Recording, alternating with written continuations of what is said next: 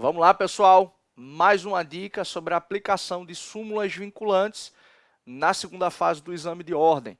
Então, a gente vai continuar aqui identificando, né, algumas súmulas que são importantes e a cobrança delas através de questões na segunda fase. Olha só, a gente vai discutir aqui um pouco livre concorrência, aspectos aqui da ordem econômica e duas súmulas vinculantes que são extremamente importantes para a gente poder notar. Olha só, deixa eu colocar na telinha de vocês aí para a gente poder fazer a leitura de um dispositivo constitucional.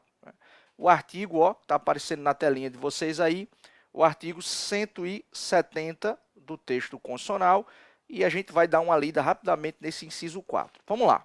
Olha só o que o artigo 170 diz. Ele fala assim: a ordem econômica, fundada na valorização do trabalho humano e na livre iniciativa, tem por fim assegurar a todos a existência digna conforme os ditames da justiça social, observados os seguintes princípios. E dentre vários princípios do artigo 170 da Constituição Federal de 88, existe aqui a livre concorrência. Olha só, o que a gente precisa identificar aqui antes de mais nada. Esse artigo 170 ele é muito interessante porque ele reflete um pouco de um certo debate que houve, é um reflexo de um certo debate que houve na criação da própria Constituição de 88. Tem uma classificaçãozinha muito interessante de José Afonso da Silva, né, nosso tradicional e um dos maiores constitucionalistas do país. Ele tem uma classificaçãozinha que ele fala assim: elementos da Constituição. E um desses elementos que ele diz que é possível identificar numa Constituição é o chamado elemento socioideológico. O que é isso? Há determinados dispositivos de uma Constituição que você consegue identificar claramente os aspectos ideológicos daquele determinado constituinte ou daquela determinada Constituição. Por exemplo, a opção por um Estado social, a opção por um Estado liberal, né? Então, há dispositivos que você consegue identificar isso. Vê que interessante.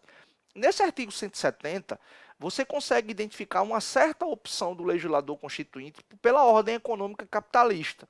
Ou seja, se trata aqui nesse dispositivo de livre concorrência, de livre iniciativa, né? Mais para frente, na continuidade desse dispositivo, a gente identifica, por exemplo, olha, a ideia é que o Estado não explore a atividade econômica, que isso fique para a iniciativa privada, excepcionalmente por imperativos aqui de segurança nacional, né, por algum relevante interesse social, o Estado pode ir lá, né, e explorar uma atividade econômica, né, atuar como se iniciativa privada fosse. Então veja que você tem uma certa opção do legislador constituinte de garantir aspectos aqui de livre concorrência, de livre iniciativa. Por outro lado, o próprio José Afonso da Silva nota isso. Se você vai lá para o artigo 6º da Constituição, você vai identificar os direitos sociais e uma opção clara do legislador também por um Estado social, um Estado que intervém, um Estado que consagra direitos sociais e que naturalmente precisa da sua atuação, né, da criação de políticas públicas para que esse dispositivo constitucional ele seja concretizado. Então, no final das contas, o que a gente identifica? Né? Uma espécie de misto aqui, uma espécie de perspectiva híbrida do legislador consagrar, né, um Estado social, mas ao mesmo tempo também estabelecer elementos aqui de uma ordem econômica capitalista.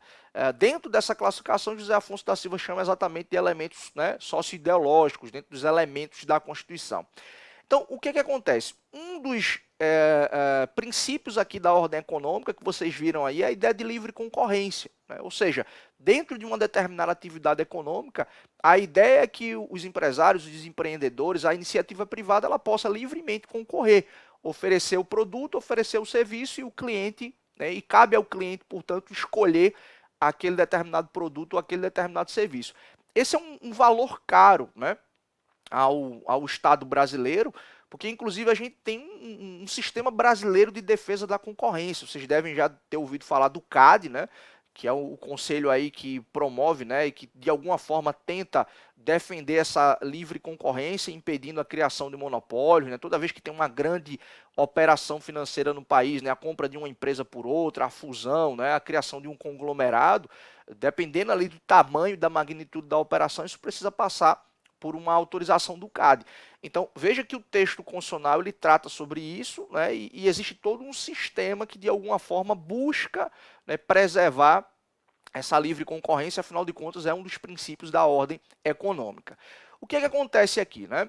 Há muitas decisões do Supremo Tribunal Federal que interpretam a aplicação desse princípio aqui da ordem econômica, dessa ideia de livre concorrência, a partir de legislações, a partir de atos que são praticados pelos entes federados. Eu vou voltar na telinha e vou mostrar para vocês duas súmulas, né, vinculantes que são bem interessantes aqui para a gente poder notar e que muita gente confunde, inclusive, essas duas súmulas. É a 38 que vocês estão vendo aí e a 49. Vamos lá. Veja o que a súmula 38, né, a súmula vinculante 38 diz. Ela fala assim, ó, é competente o município para fixar o horário de funcionamento de estabelecimento comercial. Então veja, o município vai dizer qual é o horário de funcionamento do mercado municipal, determinados estabelecimentos comerciais. Por que o município pode fazer isso? Por que ele é competente? Porque isso é assunto de interesse local. Se você vai lá para o artigo 30 da Constituição, que trata de competências dos municípios, né, você vai ver que incisos 1 e 2 são bem importantes para a gente poder notar essas competências dos municípios. Né? Então, compete ao município suplementar no que couber lei federal e lei estadual. E compete ao município legislar sobre assunto de interesse local. Então, o comércio local, naturalmente, é de interesse do próprio município. Então, não cabe a uma lei estadual, não cabe a uma lei nacional estabelecer, né, o funcionamento aqui de um mercado local, por exemplo. Isso faz parte aqui da auto-organização, inclusive, da autolegislação, né, das autonomias de que dispõe o ente federado, no caso aqui, o próprio município. Então, se a gente volta, né, a gente identifica basicamente que o município, naturalmente, tem essa competência aqui para fixar o horário do funcionamento de estabelecimento comercial. Reitero, tá? O artigo 30 aqui da Constituição, especialmente incisos 1 e 2, são bem importantes nesse sentido. E a outra súmula vinculante aqui, bem interessante para a gente, é a súmula 49, que diz assim, ó, ofende o princípio da livre concorrência, lei municipal que impede a instalação de estabelecimentos comerciais do mesmo ramo em determinada área. Deixa eu te explicar isso daqui. O que a gente viu? Um dos princípios da ordem econômica é a livre concorrência. Então, dentro de uma atividade econômica, né, a iniciativa privada ela pode explorar, vai oferecer o produto ou serviço e cabe ao consumidor, né, comprar, adquirir, usufruir de determinado serviço. Então, em tese, o Estado não pode ficar interferindo, criando regulamentações indevidas, a tal ponto aqui de alguma forma, minar essa ideia de livre concorrência. O que estava acontecendo? Alguns municípios estavam criando legislações para proibir que em determinadas áreas, por exemplo, bairros, em determinados bairros, só poderiam ter um número X ou Y de estabelecimentos comerciais do mesmo ramo, né? Ou deveria haver ali uma espécie de distância de um estabelecimento comercial para o outro. Então, de alguma forma, você tinha leis que diziam, olha, só podem ter nessa área aqui, nesse determinado bairro, 2 farmácias, né? 2 postos de gasolina, ou algo nesse sentido. Então, toda vez que o município cria esse tipo de legislação restritiva, ele está naturalmente violando a ideia de livre concorrência. Então, muitas decisões foram proferidas pelo Supremo Tribunal Federal nesse sentido, até se chegar à expedição da súmula vinculante número 49, deixando bem claro, olha, o município não pode, né, criar essa legislação restritiva porque viola a livre concorrência. Esse é o teor da súmula vinculante. Mas olha só, tem uma exceção que também é fruto da jurisprudência do Supremo Tribunal Federal, que inclusive foi debatido no processo de formação da própria súmula vinculante de número 49. Deixa eu voltar na telinha que eu vou trazer para vocês aqui um trecho, né, de um julgado do Supremo Tribunal Federal, nessa reclamação aqui, ó, número 32.229, que deixa bem claro, o município, conforme a súmula 49, não pode, né, criar lei e impedir aqui a instalação de estabelecimentos comerciais do mesmo ramo em determinada área.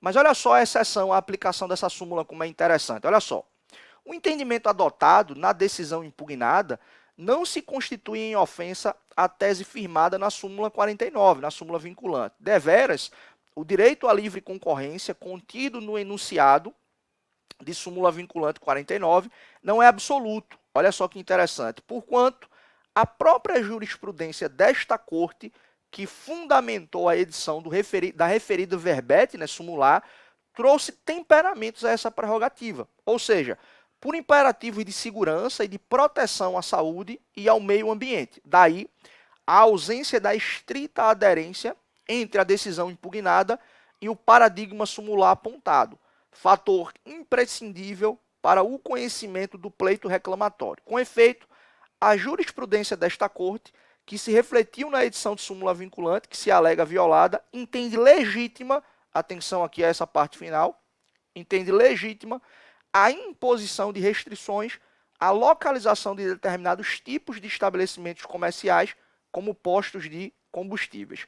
O que o Supremo, né, debateu, inclusive, no processo de formação da súmula vinculante e depois, né, consolidou isso em jurisprudência posterior à própria criação da súmula vinculante 49. Olha, de fato, sem nenhum motivo, se o município simplesmente impede a implantação de estabelecimentos comerciais em determinada área, estaria violando a livre concorrência.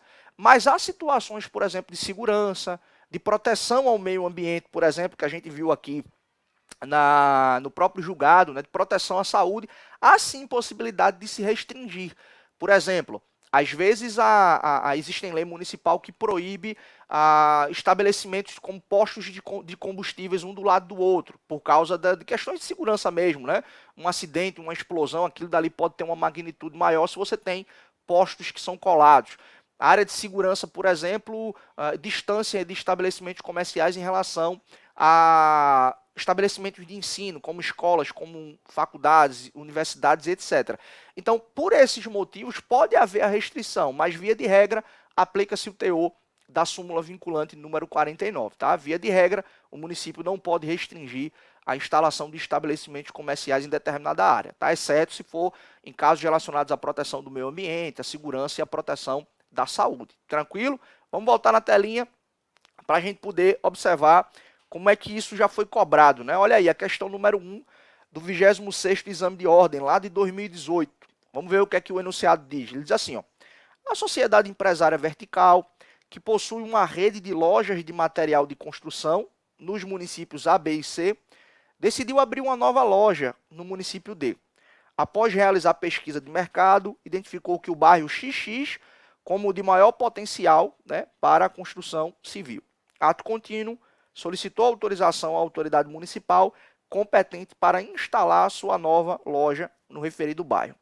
Para surpresa da sociedade empresária vertical, o requerimento formulado à autoridade competente do município D foi indeferido sob o argumento de que o bairro X já contava com 4 lojas de material de construção, sendo que a lei municipal 123, né, 10, vedava que estabelecimentos dessa natureza fossem instalados no mesmo bairro a menos de 500 metros de distância um do outro. Óbvio que não poderia ser contornado naquele caso. Manejados os recursos administrativos cabíveis e esgotada a via administrativa, a proibição foi mantida. À luz da narrativa acima, responda aos questionamentos a seguir. A lei 123/10 do município D apresenta alguma incompatibilidade de ordem material com a Constituição da República Federativa do Brasil, D. 88. A sociedade empresária vertical tem legitimidade para impugnar perante o STF a decisão da autoridade competente do município D, que indeferiu o pedido de autorização para a instalação da loja de material de construção no bairro X. Olha só, duas questões aqui bem objetivas, né? Primeiro, naturalmente que a decisão administrativa baseada na lei ela está equivocada, inclusive porque viola a livre concorrência e viola, portanto, também o teor da súmula vinculante número 49. Pois bem, a segunda questão aqui, a letra B, né, a assertiva B, questiona se era possível a empresa questionar, né, a decisão da autoridade administrativa. Se você está vendo esse vídeo aqui, né, essa terceira dica, não viu a número 1 nem a número 2, eu recomendo que você olhe lá na dica 1, que eu começo explicando súmula vinculante e se uma súmula vinculante é descumprida, o que a gente pode fazer, né? A gente viu que reclamação constitucional é um instrumento cabível para se questionar uma decisão contrária a um enunciado de súmula vinculante. Lembrando, se a decisão é judicial, você pode ir diretamente no Supremo. Se a decisão é administrativa, tem que se esgotar as vias administrativas para levar a decisão ao Supremo. Notaram que o próprio enunciado diz que os recursos administrativos foram utilizados e, portanto, foram utilizados e negaram, né, a implantação do estabelecimento comercial. Então, não cabe mais avançar na esfera administrativa, isso significa o esgotamento das vias, então cabe, portanto, a reclamação diretamente do Supremo Tribunal Federal. Então essas são basicamente as duas respostas. Olha aí, ó, o que a gente tem de espelho. Primeiro, né, a lei, ao não permitir a instalação de outra loja de material de construção, ofendeu a livre concorrência, que está previsto aqui no artigo 170, inciso 4, e também ó, a súmula vinculante 49, que eu mostrei para vocês. Outra coisa, como a decisão administrativa afrontou a súmula vinculante e foi exaurida a instância administrativa, a sociedade empresária vertical tem legitimidade para ajuizar a reclamação perante o STF, nos termos do artigo 7º caput, né, da lei aqui 11.417 de 2006, que é a lei que regulamenta a súmula vinculante, que eu falei na dica número 1, né? E também ó, o artigo 103A, parágrafo 3º da Constituição, que é a que fala exatamente da possibilidade de manejo de uma reclamação em razão do descumprimento de uma súmula vinculante. Tranquilo? Então, mais uma dica importante aqui, a aplicação de duas súmulas vinculantes, que certamente pode cair na tua prova de segunda fase. Espero que você tenha gostado, não esquece de curtir, envie esse vídeo para algum amigo, para alguma amiga que esteja estudando direito constitucional, né, com foco aí na segunda fase do exame de ordem, e a gente se encontra na nossa próxima dica. Forte abraço, até lá, pessoal!